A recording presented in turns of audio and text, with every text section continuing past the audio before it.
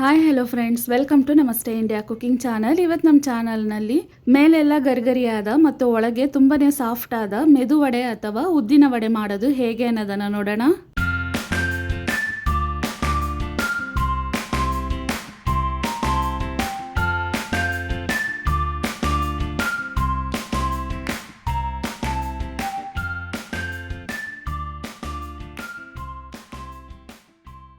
ಮುನ್ನೂರೈವತ್ತು ಗ್ರಾಮ್ ಅಷ್ಟು ಉದ್ದಿನ ಕಾಳನ್ನು ತಗೊಂಡಿದ್ದೀನಿ. ಇದನ್ನು ಒಂದು ಪಾತ್ರೆಯಲ್ಲಿ ಹಾಕ್ತಾ ಇದ್ದೀನಿ. ಇದನ್ನು 3ರಿಂದ 4 ಬಾರಿ ಚೆನ್ನಾಗಿ ತೊಳೆದು ಬೇಳೆ ಮುಳುಗುವಷ್ಟು ನೀರನ್ನು ಹಾಕಿ 3 ಅವರ್ ಇದನ್ನು ನೆನೆಯಕ್ಕಿಡ್ತಾ ಇದ್ದೀನಿ. 3 ಅವರ್ ಆದಮೇಲೆ ಬೇಳೆ ಈ ರೀತಿ ನೆಂದಿದೆ. ಉದ್ದಿನ ಕಾಳು ಬದಲು ಉದ್ದಿನ ಬೇಳೆಯನ್ನು ಸಹ ಬಳಸ್ಬೋದು. ಇದನ್ನು ನೀರು ಸಮೇತ ಫ್ರಿಜ್ನಲ್ಲಿ ಇಡ್ತಾ ಇದ್ದೀನಿ. ಬೆಳಗ್ಗೆ ವಡೆಯನ್ನು ಮಾಡ್ತಿರೋದ್ರಿಂದ ರಾತ್ರಿ ಇಡೀ ಇದನ್ನು ಫ್ರಿಜ್ನಲ್ಲಿ ಇಟ್ಟಿದ್ದೆ. ಇವಾಗ ಜಾಸ್ತಿ ಇರುವ ನೀರನ್ನು ಮಾತ್ರ ಸ್ವಲ್ಪ ಚೆಲ್ತಾ ಇದ್ದೀನಿ. ಇದಾದಮೇಲೆ ಉದ್ದಿನ ಕಾಳನ್ನು ಒಂದು ಮಿಕ್ಸಿ ಜಾರ್ನಲ್ಲಿ ಹಾಕ್ತಾ ಇದ್ದೀನಿ.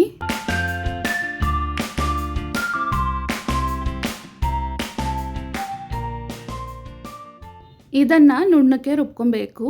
ಬೇಳೆಯನ್ನು ಈ ರೀತಿ ಫ್ರಿಜ್ನಲ್ಲಿಟ್ಟು ರುಬ್ಬೋದ್ರಿಂದ ಹಿಟ್ಟು ಬೇಗನೆ ಬಿಸಿ ಆಗೋದನ್ನು ಸ್ವಲ್ಪ ತಡಿಬಹುದು. ಮಧ್ಯದಲ್ಲಿ ಈ ರೀತಿ ಮಿಕ್ಸ್ ಮಾಡ್ತಾ ಚೆನ್ನಾಗಿ ರುಬ್ಬಬೇಕು.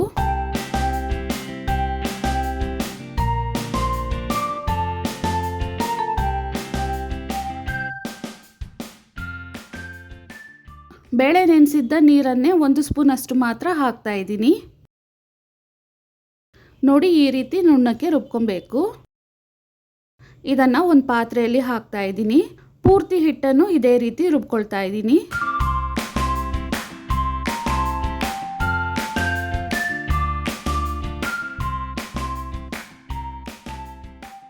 ಪ್ರತಿಯೊಂದು ರೌಂಡಿಗೂ 1 ಸ್ಪೂನ್ ಅಷ್ಟು ನೀರನ್ನು ಮಾತ್ರ ಸೇರಿಸಿ ಈ ರೀತಿ ರುಬ್ಕೊಳ್ತಾ ಇದ್ದೀನಿ. ಪೂರ್ತಿ ಹಿಟ್ಟನ್ನು ರುಬ್ಬಿ ಆಗಿದೆ. ಇದರಲ್ಲಿ ಕಟ್ ಮಾಡಿರುವ ದೊಡ್ಡ ಸೈಜ್ನ 2 ಈರುಳ್ಳಿ, 3 ಕಡ್ಡಿ ಕರಿಬೇವಿನ ಸೊಪ್ಪು, 5 ಹಸಿರು ಮೆಣಸಿನಕಾಯಿ, 1 ಕೈ ಹಿಡಿ ತುಂಬ ಕೊತ್ತಂಬರಿ ಸೊಪ್ಪು, 3 ಸ್ಪೂನ್ ಅಷ್ಟು ಹಸಿ ಅಕ್ಕಿ ಹಿಟ್ಟನ್ನು ಹಾಕ್ತಾ ಇದ್ದೀನಿ. ನಿಮಗೆ ಉದ್ದಿನ ವಡೆಯಲ್ಲಿ ಈರುಳ್ಳಿ ಹಾಕೋದು ಇಷ್ಟ ಆಗಿಲ್ಲ ಅಂದರೆ ಅದ್ರ ಬದಲು 2 ಇಂಚಷ್ಟು ಹಸಿ ಶುಂಠಿಯನ್ನು ತುರಿದು ಮತ್ತು ಅದ್ರ ಜೊತೆಗೆ 1 ಸ್ಪೂನ್ ಅಷ್ಟು ಕಾಳು ಮೆಣಸನ್ನು ಜಜ್ಜಿ ಹಾಕೊಂಡು ವಡೆಯನ್ನು ಮಾಡಬಹುದು. ಇದರಲ್ಲಿ 1 ಸ್ಪೂನ್ ಅಷ್ಟು ಜೀರಿಗೆಯನ್ನು ಹಾಕ್ತಾ ಇದ್ದೀನಿ. ರುಚಿಗೆ ತಕ್ಕಷ್ಟು ಪುಡಿ ಉಪ್ಪು, 1/4 ಸ್ಪೂನ್ ಅಷ್ಟು ಅಡಿಗೆ ಸೋಡಾವನ್ನು ಹಾಕ್ತಾ ಇದ್ದೀನಿ. ಇದನ್ನು ಚೆನ್ನಾಗಿ ಮಿಕ್ಸ್ ಮಾಡಬೇಕು.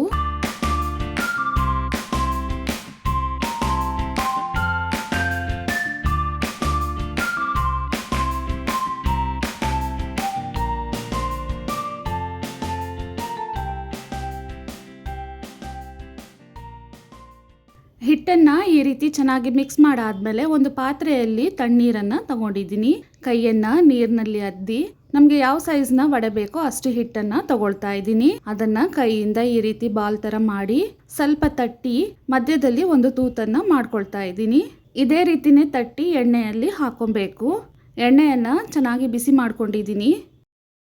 ನೋಡಿ, ವಡೆಯನ್ನು ಹಾಕಿದ ತಕ್ಷಣ ಈ ರೀತಿ ನೊರೆಯಾಗಿ ಕಾಣಿಸ್ಕೊಬೇಕು. ಎಣ್ಣೆ ಕಡಿಮೆ ಬಿಸಿ ಆಗಿದ್ದರೆ ಹಿಟ್ಟು ಎಣ್ಣೆಯನ್ನು ತುಂಬಾ ಹೀರ್ಕೊಳ್ಳುತ್ತೆ. ಆದ್ದರಿಂದ ಉದ್ದಿನ ವಡೆಗೆ ಎಣ್ಣೆಯನ್ನು ಚೆನ್ನಾಗಿ ಕಾಯಿಸಿರಬೇಕು. ಹೊಗೆ ಬರೋ ಅಷ್ಟು ಕಾಯಿಸಬಾರ್ದು. ತುಂಬಾ ಕಾಯಿಸಿದ್ರೆ ಬೇಗನೆ ಮೇಲೆಲ್ಲ ಕಲರ್ ಬಂದ್ಬಿಡತ್ತೆ, ಒಳಗಡೆ ಬೆಂದಿರೋದಿಲ್ಲ. ಹದವಾಗಿ ಕಾಯಿಸ್ಕೊಬೇಕು. ಒಂದೊಂದು ವಡೆಯನ್ನು ಎಣ್ಣೆಯಲ್ಲಿ ಹಾಕಬೇಕಾದ್ರೆ ಕೈಯನ್ನು ನೀರಿನಲ್ಲಿ ಅದ್ದಿ ಚೆನ್ನಾಗಿ ಉಂಡೆ ಮಾಡಿ ತಟ್ಟಿ ಹಾಕ್ತಾ ಇದ್ದೀನಿ. ಹಿಟ್ಟನ್ನು ತುಂಬ ನೀರಾಗಿ ರುಬ್ಕೊಂಡ್ರೇನು ಈ ರೀತಿ ವಡೆ ಶೇಪ್ ಮಾಡೋದಕ್ಕಾಗೋದಿಲ್ಲ. ವಡೆಯನ್ನು ತಿರುಗಿಸಿ ಹಾಕ್ತಾ 2 ಕಡೆನೂ ಕಂದು ಬಣ್ಣ ಬರೋವರೆಗೂ ಚೆನ್ನಾಗಿ ಬೇಯಿಸಿ ತೆಗಿಬೇಕು. ಸ್ಟವನ್ನು ಮೀಡಿಯಂ ಮತ್ತು ಹೈ ಫ್ಲೇಮ್ನಲ್ಲೇ ಇಟ್ಟು ಬೇಯಿಸಬೇಕು.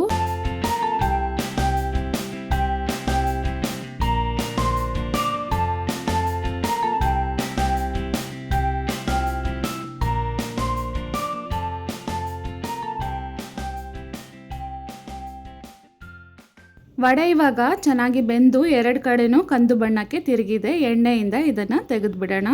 ವಡೆ ತುಂಬ ಹೊತ್ತು ಗರಿಗರಿಯಾಗಿ ಇರೋದಕ್ಕೆ ಇದ್ರ ಮೇಲೆ ಬೇಗನೆ ತಟ್ಟೆಯನ್ನು ಹಾಕಿ ಮುಚ್ಚಿಡಬಾರ್ದು. ಪೂರ್ತಿ ತಣ್ಣಕ್ಕಾಗೋವರೆಗೂ ಹಾಗೇ ಇಟ್ಟಿರಬೇಕು.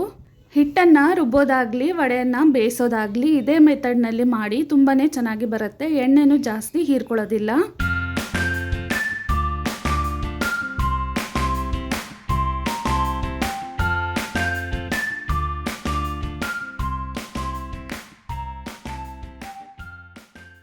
ರುಚಿಯಾದ ಮತ್ತು ಸಾಫ್ಟ್ ಆ್ಯಂಡ್ ಕ್ರಿಸ್ಪಿಯಾದ ಮೆದು ವಡೆ ಅಥವಾ ಉದ್ದಿನ ವಡೆ ಇವಾಗ ರೆಡಿಯಾಗಿದೆ.